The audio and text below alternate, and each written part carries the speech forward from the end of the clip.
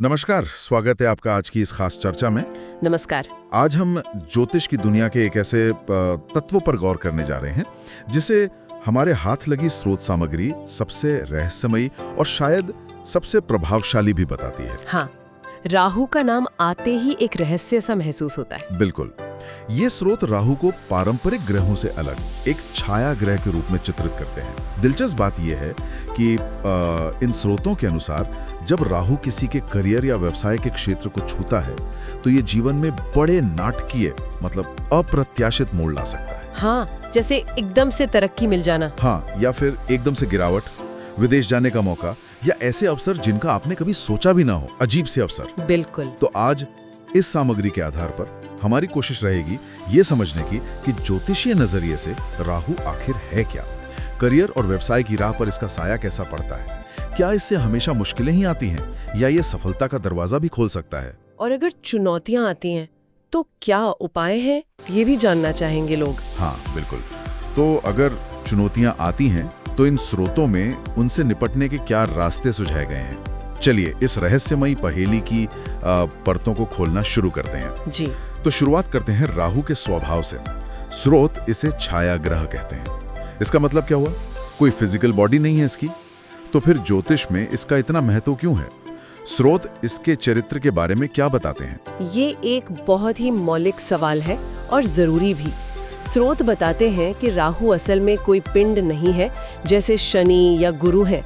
ये चंद्रमा की कक्षा का उत्तरी कटान बिंदु है, मतलब वो पॉइंट जहां चांद का रास्ता धरती के सूरज के चारों ओर घूमने वाले रास्ते को काटता है। अच्छा, एक मैथमेटिकल पॉइंट। जैसा कि स्रोत बताते हैं, इसे एक अत्यंत शक्तिशाली प्रभाव बिंदु माना जाता है। कुछ व्याख्याएं इसे एक तरह का कर्मिक भंवर या आप कह सकते हैं गुरुत्वाकर्षण का केंद्र मानती हैं, जो हमारे जीवन की घटनाओं को भौतिक ग्रहों जितना या शायद कभी-कभी उससे भी ज्यादा प्रभावित कर सकता है। दिलचस्प। और इसके स्वभाव के बारे में? इसके स्वभाव की बात करें तो स्रोत इसे कई चीजों से जोड़ते हैं, जैसे रहस्य, भ्रम, बहुत तीव्र भौतिक इच्छाएं, मतलब दुनिया की चीजों का मोह, धोखा। अच्छा, नेगेटिव भी काफी है। हाँ, लेकिन साथ ही ग्लैमर, मास मीडिया, टेक्नोलॉजी, राजनीति और सबसे बढ़कर अचानक होने वाले बड़े बदलाव। ये जो विरोधाभासी गुण है ना, यही इसे इतना पेचीदा बनाते हैं। एक तरफ ये कंफ्यूज कर सकता है, भ्रम पैदा कर सकता है, तो दूसरी तरफ यही भ्रम ग्लैमर या टेक्नोलॉजी की दुनिया में सफलता भी दिला सकता है। स्रोत इस बात पर भी जोर देते हैं कि जब किसी व्यक्ति के जीवन में राहु की महादशा या अंतर्दशा चलती है, ये ज्योतिष में वो खास समय अवधि होती है जब राहु का प्रभाव सबसे प्रबल होता है। तब करियर और जीवन के अन्य क्षेत्रों में असाधारण उतार चढ़ाव देखने को मिल सकते हैं। मतलब ये वो दौर हो सकता है जब किस्मत अचानक पलट जाए, अच्छे के लिए भी और बुरे के लिए भी। ये वाकई दिलचस्प है कि एक अभौतिक बिंदु को इतना प्रभावशाली माना जाता है। अब करियर पर आते हैं, जो हम में से ज्यादातर लोगों के लिए बहुत बहुत अहमियत रखता है। स्रोत इस लिहाज से राहु के बारे में क्या खास बातें उजागर करते हैं? हाँ, करियर के मामले में स्रोत राहु के प्रभाव को काफी विस्तार से देखते हैं। देखिए, ज्योतिषीय कुंडली में कुछ खास भाव यानी घर होते हैं जो जीवन के अलग अलग पहलुओं को दर्शाते हैं। हाँ, 12 भाव होते हैं। स्थित हो तो ये व्यक्ति को बेहद महत्वाकांक्षी बना सकता है। मतलब उसे पारंपरिक रास्तों से हटकर सफलता पाने की तीव्र इच्छा दे सकता है, खासकर उन क्षेत्रों में जो नए हो या जहां नियम कायदे अभी बन रहे हो। ये ऊंचाइयां तो दे सकता है, पर रास्ता अक्सर सीधा नहीं होता, टेढ़ा मेढ़ा हो सकता है। अच्छा। फिर आता है छठा भाव, जो नौकरी, रोजमर्रा के काम, कंपटीशन और शत्रुओं से जुड़ा है। हाँ, रोग, ऋण, शत्रु का भाव। बिल्कुल। स्रोतों के अनुसार यहाँ राहु व्यक्ति को अपने प्रतिद्वंदियों पर हावी होने की क्षमता दे सकता है, प्रतियोगिताओं में जीत दिला सकता है। लेकिन सिक्के का दूसरा पहलू ये है कि इसी भाव में राहु कार्यस्थल पर, मतलब ऑफिस में छिपे हुए षड्यंत्र, विवाद या सहकर्मियों से तनाव का कारण भी बन सकता है। यहाँ सफलता अक्सर संघर्ष के साथ आती है। यानी छठे भाव में राहु तलवार की धार पर चलने जैसा हो सकता है।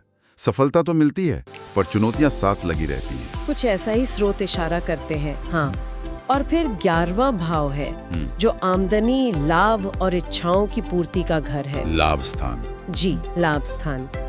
यहाँ राहु होने पर स्रोत बताते हैं कि व्यक्ति को आय के अप्रत्याशित स्रोत मिल सकते हैं, अचानक बड़ा धन लाभ हो सकता है या सोशल नेटवर्क के जरिए फायदे हो सकते हैं।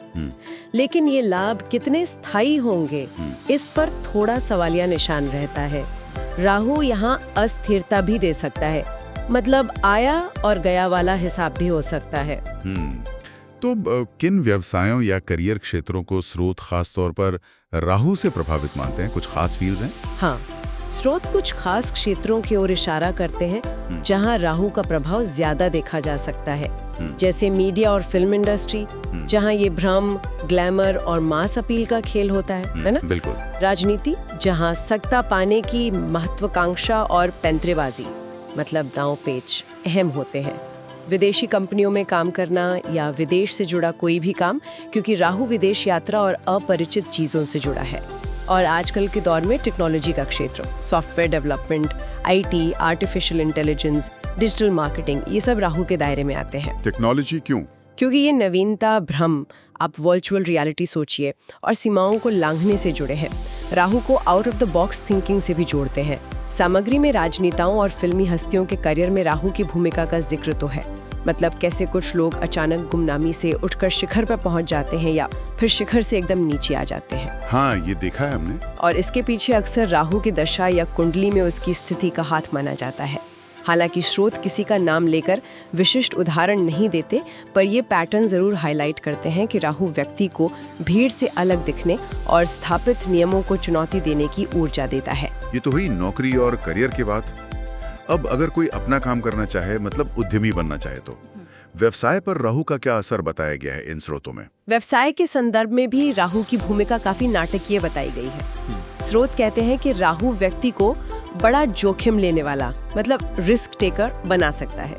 ये वो लोग हो सकते हैं जो हाई रिस्क हाई रिवॉर्ड वाले कामों में हाथ डालते हैं। अच्छा। पारंपरिक तरीकों से हटकर सोचने और बिजनेस करने की प्रेरणा राहु दे सकता है। इसके चलते, जैसा कि स्रोत बताते हैं, व्यवसाय में अचानक बहुत बड़ा मुनाफा हो सकता है, रातों रात किस्मत बदल सकती है। लेकिन ये स्रोत चेतावनी भी देते हैं कि उतना ही बड़ा और अचानक नुकसान झेलने की आशंका भी बनी रहती है। राहु स्थिरता का कारक नहीं है, वो अप्रत्याशितता का प्रतीक है। इसलिए जिन उद्यमियों की कुंडली में राहु का प्रभाव मजबूत होता है, वे अक्सर अपने कारोबारी जीवन में जबरदस्त उतार चढ़ाव का अनुभव करते हैं। यानी राहु प्रेरित व्यवसायी के लिए शायद सुरक्षित खेलना जैसा कुछ होता ही नहीं, मतलब सेफ गेम नहीं खेल सकते। हाँ, स्रोत कुछ इसी ओर इशारा करते हैं। सेफ खेलना शायद राहु की फितरत में नहीं है, लेकिन इसका एक सकारात्मक पहलू भी है। यही जोखिम लेने की प्रवृत्ति और लीक से हटकर सोचने की क्षमता व्यक्ति को इनोवेशन, यानी कुछ नया रचने के लिए प्रेरित कर सकती है। अच्छा, तो नई चीजें बनाने में मदद करता है। जी हाँ, स्रोत बताते हैं कि टेक्नोलॉजी पर आधारित नए startups, digital business model, online platform, आयात निर्यात का काम या खास तौर पर विदेशी बाजारों में पैठ बनाने वाले व्यवसायों में राहु की भूमिका अहम हो सकती है। अगर हम इसे बड़ी तस्वीर में देखें तो राहु उन उद्यमों से जुड़ा प्रतीत होता है जो मौजूदा व्यवस्था को चुनौती देते हैं, नए बाजार बनाते हैं या सीमाओं के पार जाकर काम करते हैं। ये अक्सर उन लोगों को आकर्षित करता है जो जल्दी और बड़ा पैसा कमाना चाहते हैं, भले ही रास्ता थोड़ा टेढ़ा हो। आपने पहले भी जिक्र किया कि राहु के प्रभाव दोहरे होते हैं, मतलब अच्छे भी बुरे भी। स्रोत सामग्री इस बात को और कैसे स्पष्ट करती है? कब ये सकारात्मक परिणाम देता है और कब नकारात्मक, जैसा कि स्रोत बताते हैं? बिल्कुल, ये बहुत जरूरी पॉइंट है। स्रोत इस बात पर बहुत जोर देते हैं कि राहु का प्रभाव अकेले नहीं देखा जाना चाहिए। ये कुंडली में कहाँ बैठा है, किन ग्रहों के साथ है, जिसे युति कहते हैं, और किन ग्रहों की उस पर नजर है, जिसे दृष्टि कहते हैं, इन सब बातों पर निर्भर करता है कि परिणाम कैसा होगा। अच्छा, मतलब अकेला नहीं है, टीम का हिस्सा है। हाँ बिल्कुल, टीम प्लेयर है एक तरह से। स्रोत बताते हैं कि जब राहु कुंडली में अच्छी स्थिति में हो, मतलब शुभ भावों में हो, और शुभ ग्रहों जैसे बृहस्पति, गुरु, शुक्र या बलवान बुध के साथ हो या उनकी दृष्टि में हो, तो ये अद्भुत परिणाम दे सकता है। जैसे कि ऐसे में व्यक्ति को जीवन में अप्रत्याशित अवसर मिल सकते हैं, अचानक प्रसिद्धि मिल सकती है, बड़ा धन लाभ हो सकता है, या विदेश में जाकर असाधारण सफलता मिल सकती है। ऐसा लगता है मानो राहु की जो ऊर्जा है ना, उसे एक सकारात्मक दिशा मिल जाती है। और नकारात्मक पहलू वो कब सामने आता है? वहीं दूसरी तरफ स्रोत चेतावनी देते हैं कि अगर राहु कुंडली में कमजोर हो, अशुभ भावों जैसे 8वें या 12वें घर में हो, या पाप ग्रहों जैसे शनि, मंगल या सूर्य के साथ बैठा हो या उनसे दृष्ट हो, तो ये गंभीर मुश्किलें पैदा कर सकता है। ऐसी स्थिति में स्रोतों के अनुसार करियर में धोखा मिलने, बदनामी होने, लीगल इश्यूज में फंसने, अचानक नौकरी छूट जाने या व्यवसाय में भारी घाटा होने जैसी समस्याएं आ सकती हैं। व्यक्ति भ्रमित हो सकता है, गलत फैसले ले सकता है या नशे जैसी बुरी आदतों का शिकार भी हो सकता है। ये तो काफी गंभीर है। हाँ, बिल्कुल। यहाँ एक महत्वपूर्ण सवाल उठता है, जैसा कि स्रोत भी इशारा करते हैं कि इन संभावित कठिनाइयों से फिर निपटा कैसे जाए।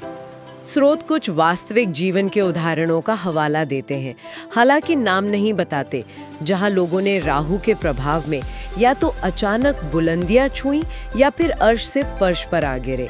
ये कहानियां इस बात को रेखांकित करती हैं कि राहु का प्रभाव कितना अप्रत्याशित और शक्तिशाली हो सकता है और क्यों इसे ज्योतिष में इतना महत्व दिया जाता है। सही कहा।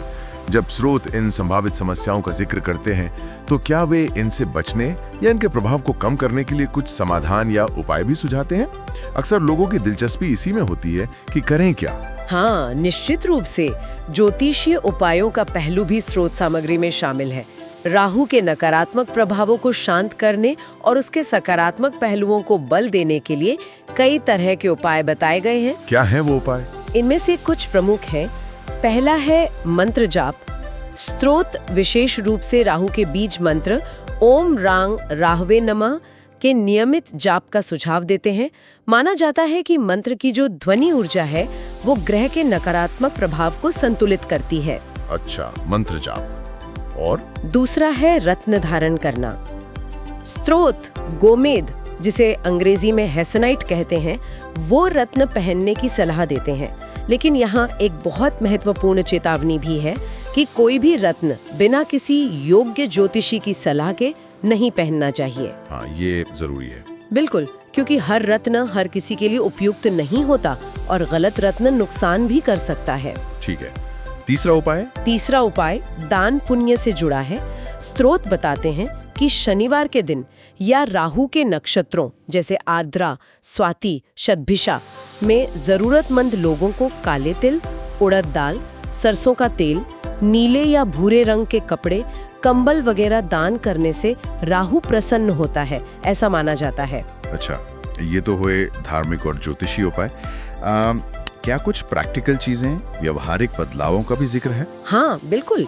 स्रोत केवल कर्मकांड पर ही नहीं बल्कि आचरण और व्यवहार में बदलाव पर भी जोर देते हैं, जैसे झूठ बोलने से बचना, धोखा देने से बचना, किसी भी तरह के नशे से दूर रहना और साफ सफाई का विशेष ध्यान रखना, अपने आसपास भी और अपनी व्यक्तिगत स्वच्छता का भी। ये व्यवहारिक उपाय भी राहु के दुष्प्रभाव को कम करने में सहायक माने गए हैं। ये तो अच्छी बात है। इसके अलावा कुछ और सरल उपाय भी स्रोतों में मिलते हैं, जैसे भगवान शिव या देवी दुर्गा, खासकर माँ छिन्नमस्ता की उपासना करना, क्योंकि इन्हें राहु के प्रभावों को नियंत्रित करने वाला माना जाता है। पक्षियों को दाना डालना, ये माथे पर चंदन का तिलक लगाना जैसे छोटे उपाय भी सुझाए गए हैं। और पॉजिटिव इफेक्ट्स को कैसे बढ़ाएं? हाँ, ये भी दिलचस्प है। स्रोत राहु के सकारात्मक प्रभावों को बढ़ाने के तरीके भी बताते हैं। जैसे अगर राहु टेक्नोलॉजी से जुड़ा है तो टेक्नोलॉजी का रचनात्मक और सही इस्तेमाल करना, रिसर्च या गूढ़ विषयों में रुचि लेना, विदेशी भाषाओं या संस्कृतियों को सीखना, मतलब राहु की ऊर्जा को एक सही कंस्ट्रक्टिव दिशा में लगाना। समझ गया। यहाँ ये साफ करना जरूरी है कि ये सारे सुझाव और उपाय स्रोत सामग्री पर आधारित है। इनकी प्रभावशीलता व्यक्तिगत आस्था, कुंडली की विशिष्ट स्थिति और करने वाले की श्रद्धा पर निर्भर कर सकती है। बिल्कुल। तो इस सारी बातचीत का निचोड़ क्या है? अगर हमें कुछ मुख्य बातें समझनी हो तो वे क्या होंगी? मेरे ख्याल से जो सबसे बड़ी बात उभर कर आती है वो ये है कि राहु हमारे पेशेवर जीवन पर एक गहरा, शक्तिशाली और अक्सर अप्रत्याशित प्रभाव डाल सकता है। हाँ, ये अप्रत्याशित वाला शब्द बार बार आ रहा है। बिल्कुल, ये एक दोधारी तलवार की तरह है। जो अचानक सफलता की बुलंदियों तक भी ले जा सकता है और गलतियों या बुरी संगत में नीचे भी गिरा सकता है। ये चुनौतियां और अवसर दोनों लेकर आता है। और शायद दूसरी अहम बात यह है कि स्रोतों निराशावादी नहीं है। उनका निष्कर्ष ये भी है कि सही नजरिया रखकर, मेहनत करके और ज्योतिषीय मार्गदर्शन जैसा स्रोतों में सुझाया गया है, उससे इन चुनौतियों का सामना किया जा सकता है और मुश्किलों को भी सफलता में बदला जा सकता है। बिल्कुल सही कहा आपने। स्रोत सामग्री राहु को महत्वाकांक्षा, सांसारिक इच्छाओं की पूर्ति और खासकर अपरंपरागत रास्तों पर चलने के एक प्रबल प्रेरक के रूप में प्रस्तुत करती है। ये वो शक्ति है जो हमें भीड़ से अलग सोचने, जो चल रहा है उसे चुनौती देने और कुछ बड़ा हासिल करने के लिए उकसाती है। ये चर्चा हमें इस बात पर भी विचार करने को प्रेरित करती है कि ज्योतिषीय संकेत, यानी जिसे हम भाग्य कह देते हैं, और हमारे अपने कर्म, प्रयास और निर्णय, यानी हमारी व्यक्तिगत क्षमता के बीच क्या संतुलन है। राहु शायद हमें यही याद दिलाता है कि जीवन हमेशा एक सीधी रेखा में नहीं चलता। इसमें अप्रत्याशित मोड़ आते हैं और कभी-कभी सबसे बड़े अवसर इन्हीं अनपेक्षित मोड़ों पर हमारा इंतजार कर रहे होते हैं। ये हमें भ्रम से निकालकर वास्तविकता की ओर भी ले जा सकता है अगर हम सचेत रहें। बहुत खूब। तो ये थी हमारी आज की गहन चर्चा राहु के करियर और व्यवसाय पर पड़ने वाले प्रभावों के बारे में, जैसा कि हमारी स्रोत सामग्री में बताया गया है। उम्मीद है आपको इस रहस्यमयी छायाग्रह को समझने में कुछ मदद मिली होगी। उम्मीद तो यही है। और यहाँ हम अपने श्रोताओं को बताना चाहेंगे कि astromate24.com आपका भरोसेमंद ज्योतिष साथी है, जहां हम 24/7 आपके जीवन की हर समस्या का समाधान खोजने में मदद करते हैं।